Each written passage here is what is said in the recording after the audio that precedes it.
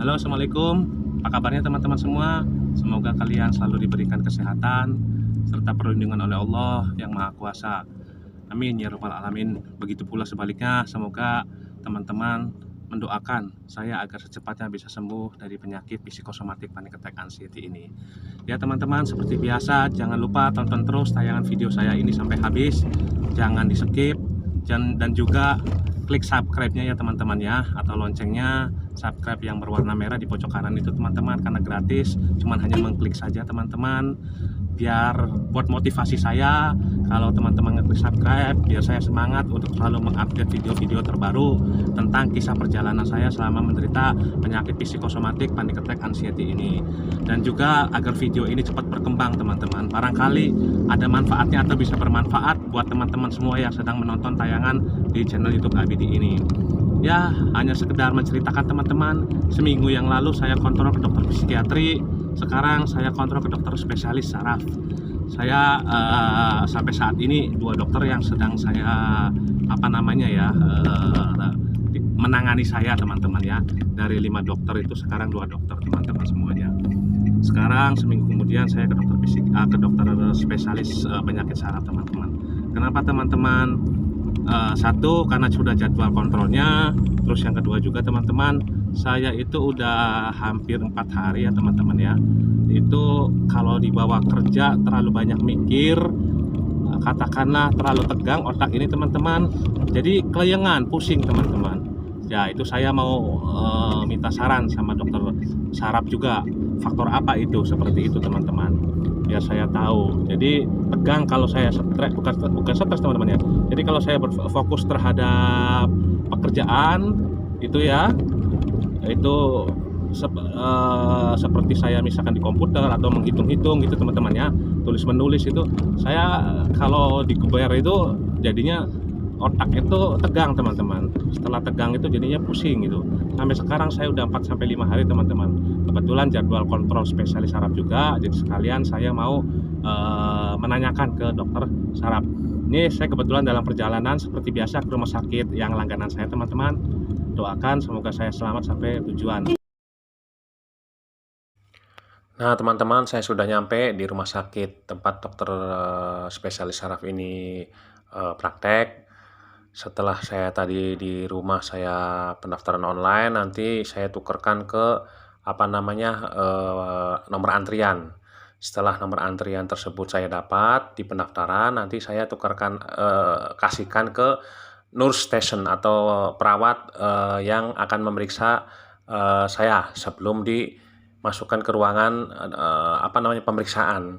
Saya ditensi, ditanyain dulu gejala-gejalanya, dan kebetulan saya juga rujukannya harus dicek laboratorium dulu teman-teman.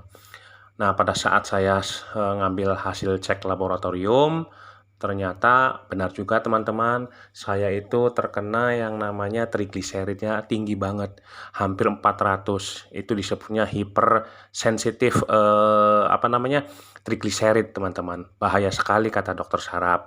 Kalau di atas 500 itu bisa menyebabkan gejala stroke gitu teman-teman. Makanya kenapa kemarin saya sering pusing, saya otaknya itu udah nggak kuat, itu karena trigliseridnya tinggi teman-teman. Jadi sudah saya terkena namanya psikosomatik panic attack anxiety ini, otak aja sudah lemah ya teman-teman karena penyakit psikosomatik ini, ditambah lagi trigliserid saya tinggi teman-teman.